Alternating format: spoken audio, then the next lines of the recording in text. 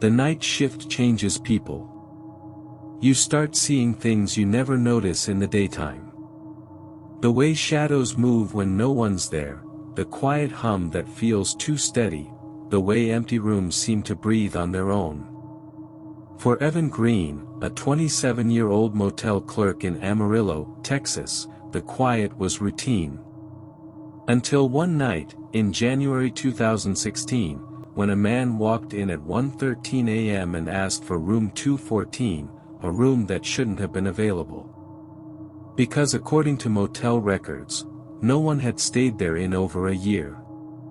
That man paid in cash. No luggage. No ID. He smiled once faintly and said, "I've stayed here before." Evan didn't argue. He gave him the keycard, printed the receipt, and watched the man walk down the dim hallway toward the back. That was the last time anyone saw him alive. Because the next morning, room 214 was empty. The bed untouched, and the man who checked in was gone. The Sunset Pines Motel sat beside a two-lane highway, surrounded by dry fields and broken streetlights. It wasn't dangerous, just forgotten. The kind of place truck drivers stopped when their eyes got heavy. Evan had been working there for 3 years. He liked the peace. The steady hum of the vending machine. The soft flicker of the neon sign outside that buzzed like a fly caught in glass. He'd sit behind the counter with his thermos of coffee, flipping through logbooks, checking the security feeds every hour. It was the same routine, until that night. A thunderstorm rolled in, cutting off the nearby gas station's power.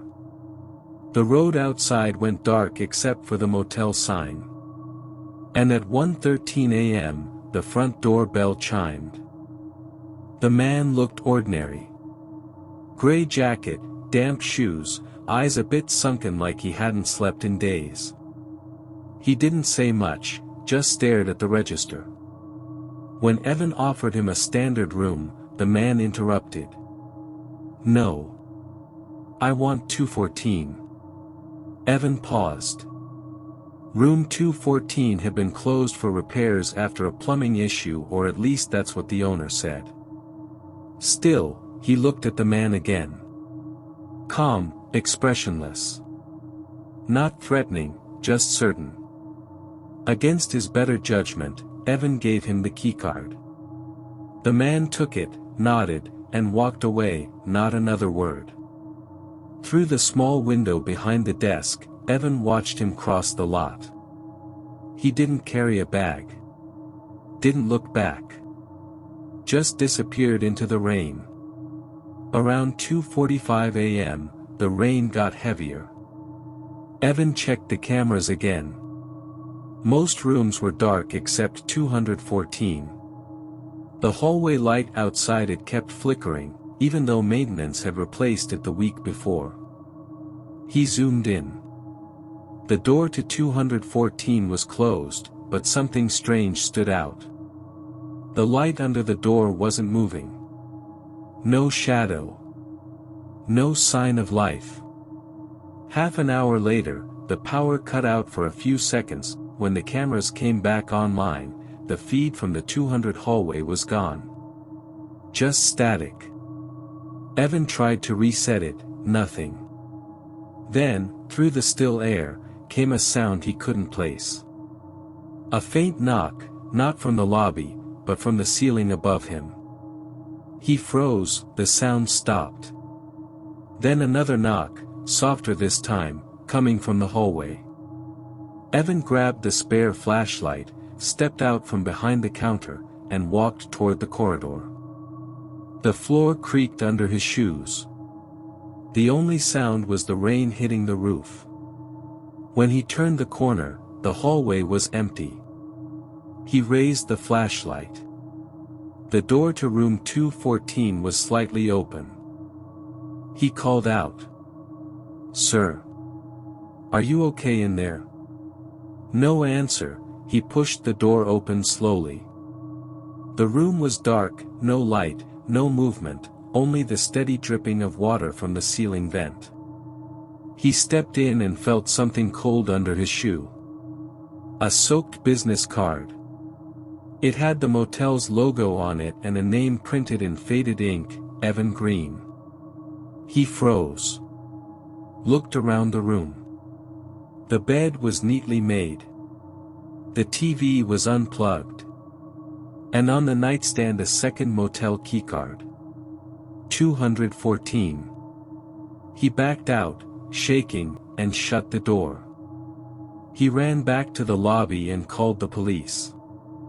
When officers arrived 30 minutes later, the door to room 214 was locked again from the inside. They forced it open, the room was empty, no one inside. But the carpet was wet. And on the mirror above the sink, written in fog, were 3 words, "I never left." For weeks, no one booked room 214. Evan quit shortly after that night. He refused to talk about it.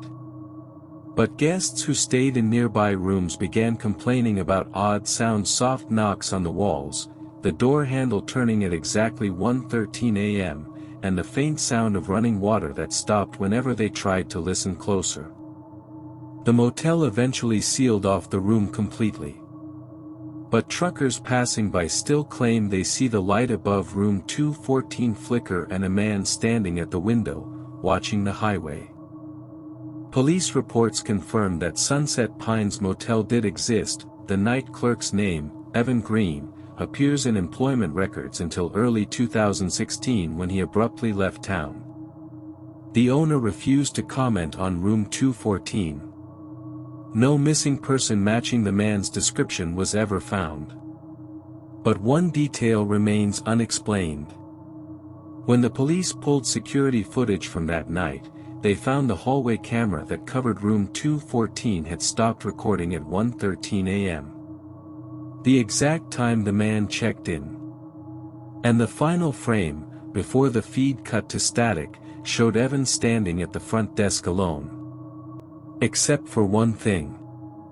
In the reflection of the front glass door behind him was the man from room 214 smiling.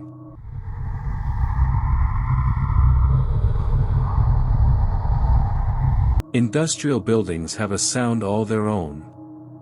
It's not the hum of machines or the echo of footsteps, but it's the silence between those sounds, a silence so heavy that even a dripping pipe can make your chest tighten. For John Mercer, a 42-year-old night security officer from Ohio, that silence was normal. He'd spent 15 years guarding warehouses, docks, and factories.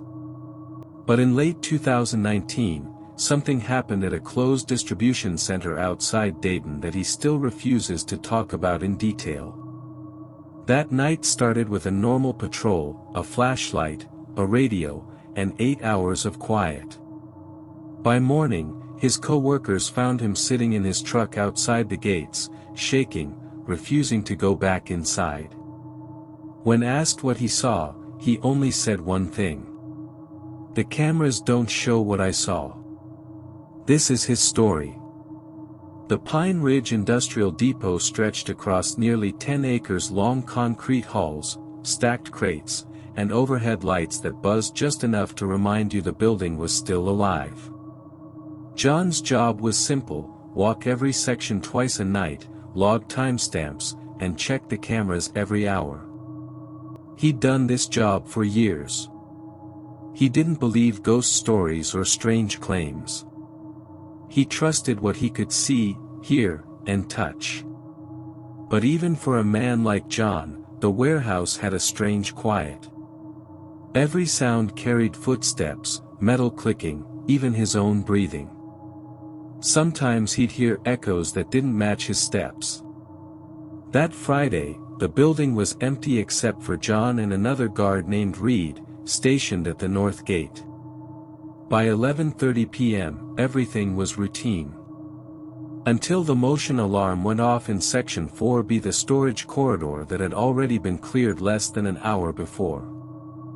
The first alert came through John's radio. Motion trigger in Zone 4B. He sighed, switched the camera monitor, and saw something that didn't make sense. The lights in 4B flickered once. And for about 3 seconds, the screen showed movement, a shape passing between two tall shelves before freezing. He called Reed over the radio. "Hey, did anyone come in through your side?" "Negative. Gates locked. Nobody here but us." John replayed the clip. The figure wasn't clear, just a dark outline, tall, maybe human. But it moved too close to the camera, as if it was looking directly into it. The timestamp read 11:31 p.m. He grabbed his flashlight, checked his sidearm, and headed toward 4B. The corridor leading to Section 4B was long and cold. The overhead lights hummed like power lines. Each step echoed down the metal floor plates. When he reached the section, it looked normal. Rows of sealed crates, shrink-wrapped pallets, empty forklifts parked by the wall. He swept his flashlight left to right, nothing. Then, over the radio, Reed's voice came through again, but faint, breaking up. "You see that too?" John froze. "See what?" "That thing, near you." Static swallowed the rest of his words. John turned in a slow circle. The air felt heavier, like pressure building in a storm. He started walking back toward the control office, scanning every shadow. Halfway there, he heard something through his earpiece. A whisper. Not words, just a faint breath. He ripped off the headset, thinking it was feedback. But when he turned the corner, his stomach dropped. At the far end of the corridor, someone was standing, still. Too still. He raised the flashlight. No one. The beam hit the empty wall. John rushed back to the control room and rewound the feed from the past 10 minutes. Every camera worked fine, except one. The one aimed directly at Section 4B. When he hit play, the footage showed himself walking into the hallway. Then, a blur behind him. A tall shadow standing just a few feet away. He paused the screen. The figure had no face. Just darkness, shaped like a man. Then, without touching anything, the monitor skipped forward. It jumped to a frame showing John already back in the office. Except the reflection in the monitor still showed that same dark shape. Standing behind him. He checked the live feed. Nothing there now. He switched through every camera, breathing hard. Then something caught his eye. On the floor near the container room. Footprints. Dusty, large, human footprints. They led from the corridor, straight into a sealed steel door that hadn't been opened in years.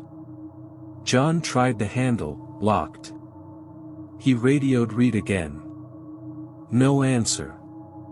He took a few steps back. And then, the alarm in Section 4B went off again. This time, it didn't stop. The police report later said John called for backup at 12:04 a.m. When officers arrived, they found both guards' radios still on. Reed's was lying on the ground near the loading dock. The warehouse was searched top to bottom, no one inside. But the strange part came later, when investigators reviewed the tapes. The footage that John saw was there, but the timestamps were off. Every clip from that night was recorded 2 hours before the actual events happened. That meant the figure John saw on camera appeared before he ever walked into the building. John quit that same week. He told his supervisor he wasn't staying another night there. A few months later, the company quietly shut down the site, claiming structural instability. But local workers said guards who replaced John also heard voices on the radios and caught shapes on the cameras that didn't match any human body. To this day, the Pine Ridge Depot stands empty. No lights. No guards. Just silence. And if you drive past it late at night, truckers say you can still see the faint red glow of a monitor in the office. Even though the power's been cut for years. Some say the building was never truly empty. It was just waiting for someone to notice. Would you have continued your shift, or left that building for good?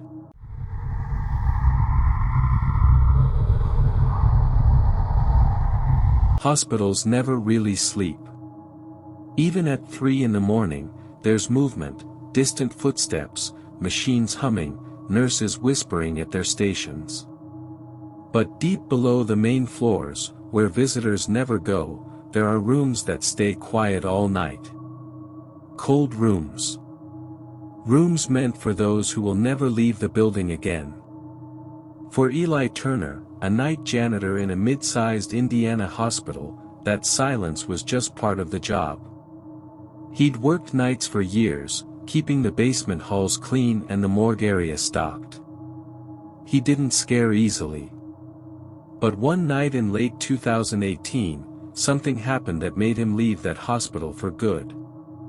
He finished his shift as usual, turned in his keys, and never came back. When his supervisor asked what happened, Eli only said, "I heard someone breathing in the freezer." The basement was always colder than the rest of the hospital. Fluorescent lights lined the ceilings, humming with a steady electric tone. The smell of disinfectant hung in the air, mixed with something faintly metallic. Eli worked alone. His shift ran from 10 p.m. to 6 a.m. He usually kept a small radio playing in the background, old country songs, just to fill the emptiness. He'd mop the corridors, restock paper towels, empty trash bins. Around midnight, he made his rounds near the morgue wing. He didn't like that area much. The automatic lights took a second too long to turn on. And sometimes he thought he heard faint movement from behind the cold room doors. He told himself it was the ventilation system. Always the ventilation system. But that night, something was different. The air felt heavier, like the building itself was holding its breath. At 12:47 a.m., an alarm sounded on the security panel mounted near the elevator. Zone B, lower floor access. Eli checked the monitor. The basement elevator was moving. From floor 1, down to the basement. He radioed upstairs. No response. The control board showed no keycard activity, meaning no one had called the elevator. When the doors opened, the car was empty. Completely empty. Eli stared at the open elevator for a long moment before pressing the up button. The doors slid shut. The floor lights blinked up, then suddenly froze midway. The elevator stopped between floors. Then started moving back down on its own. Eli stepped back. He could feel the vibration through the floor. The doors opened again. Still empty. He turned off his radio, pocketed his flashlight, and decided to finish quickly. But as he turned to leave, he noticed something odd. The light above the morgue door flickered once, twice, then went out. The hallway felt wrong. Too quiet. He could hear his own heartbeat in his ears. He approached the morgue door slowly. It was one of those heavy metal doors with a small square window, the kind you had to pull hard to open. From behind it came a faint sound. Not movement. Not machinery. Breathing. Slow, steady breathing. Like someone was standing on the other side of that door. Eli froze. His mouth went dry. He leaned closer, just enough to make sure. It was breathing. No question. He turned the handle slowly, half expecting someone to jump out. The door opened halfway, air so cold it felt like ice brushed his face. The morgue freezer was lit by a single light bulb overhead. Rows of steel drawers lined the walls. Everything was still. Eli stepped in. His breath showed in the air. Then he heard it again. That same breath. Only now, it was behind him. He spun around. No one there. The door creaked open wider on its own, then slowly shut. He stood frozen in the middle of the room. And then, clear as day, he heard a whisper. "You forgot me." The sound came from the row of drawers behind him. Eli ran out of the room, but stopped just outside the door, trying to convince himself it was his imagination. He turned back, the door was still open. Something made him step back inside, just to prove nothing was wrong. But when he did, one of the body trays was pulled halfway out. He hadn't noticed it before. A pale tag hung from the sheet on top. He leaned in to read it. Name, Lisa Harland. Time of death, 11:45 p.m., less than 2 hours earlier. Eli stepped back again. His flashlight started to dim, flickering like it was losing power. He dropped it. When he bent to pick it up, he saw movement in the reflection of the steel drawer.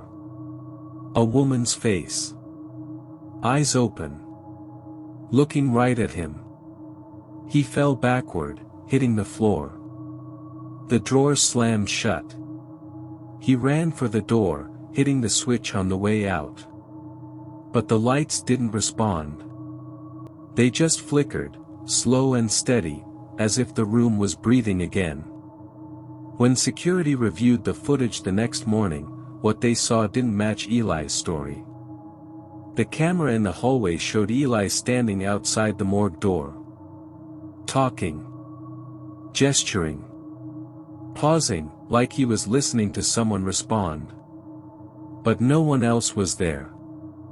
When the door opened, the camera inside the morgue showed something impossible. Eli entered the room alone.